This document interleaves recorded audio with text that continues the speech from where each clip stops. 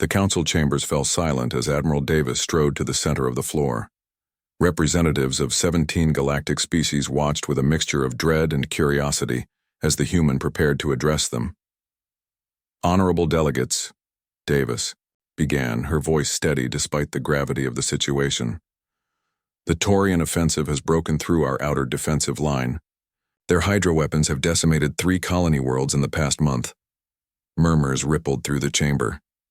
For decades, water-based weaponry had been considered too dangerous to deploy by any civilized species. The Taurians had changed that. Calculus. Counselor Vex, a tall, azure-skinned representative from Proxima B, rose to speak.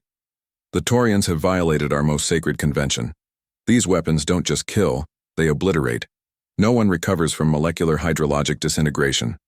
The Taurians had perfected what the galaxy feared most: weapons that manipulated water at the quantum level. On most worlds, where life evolved from water-based chemistry, such weapons could literally dissolve any living target from within. We've lost contact with Outpost Delta," continued Davis. 8 million civilians. Gone." She paused, letting the horror sink in. "Earth has authorized a counteroffensive." The chamber erupted. Counselor Trell of the Orion Confederacy slammed his appendage against the table. "Impossible. 2 species wielding hydroweapons would devastate half the galaxy." Davis raised her hand, waiting for quiet. "You misunderstand. We're not building hydroweapons.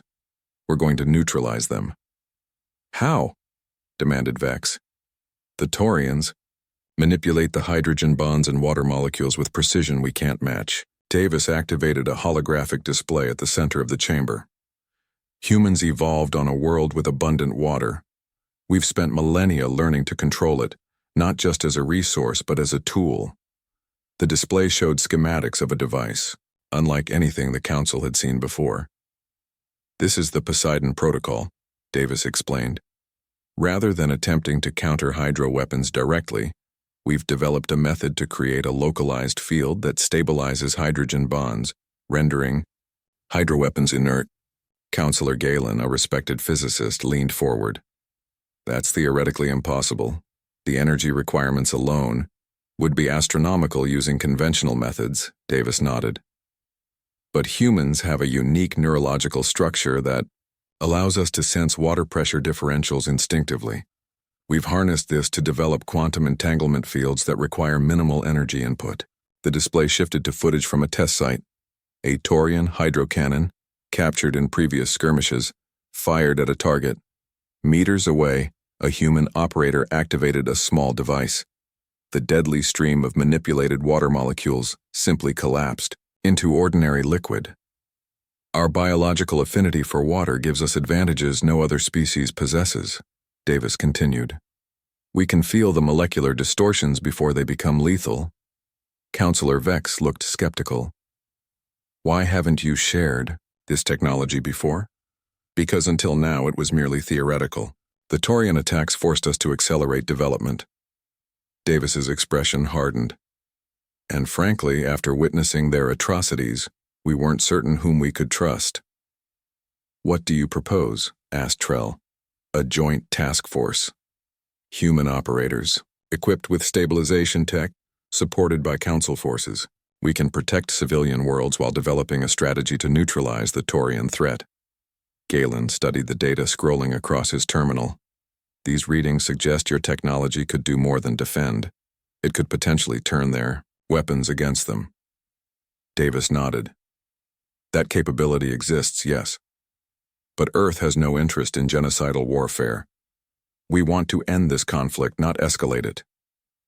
The Council deliberated for hours, suspicion gradually giving way to cautious hope. Finally, they voted to authorize the joint operation. 3 weeks later, the human-led fleet engaged the Taurian armada near the Cygnus Pass. The aliens struck first, unleashing cascades of quantum-destabilized water molecules capable of breaking down organic matter in seconds. But as the deadly waves approached the human ships, they discovered something unprecedented. Not only did the attacks fail, but the stabilization fields created by the human operators reflected the energy back toward its source. Lieutenant James grimaced as he focused on the incoming attack, his hands steady on the stabilization controls.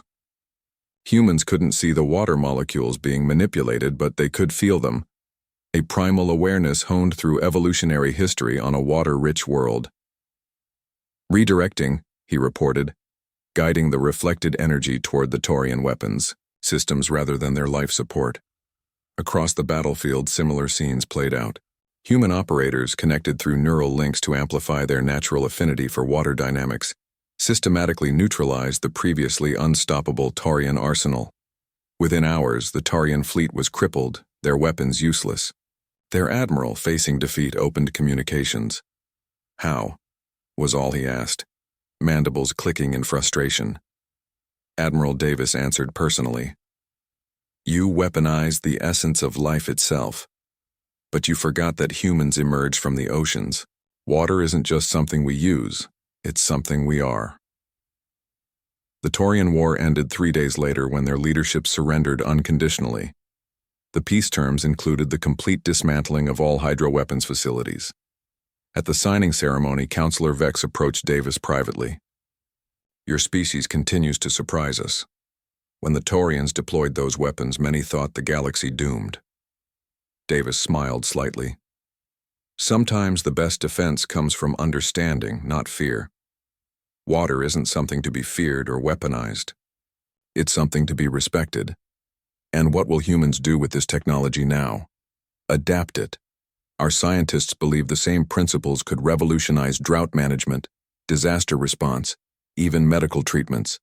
She looked out at the stars visible through the viewport. The galaxy feared hydroweapons until humans used them, not as weapons, but as shields. Vex considered this. Perhaps that is why your species was allowed to join us among the stars. Not allowed, Counselor, Davis replied quietly. Invited. Because sometimes the universe needs a species that remembers what it means to protect, not just destroy.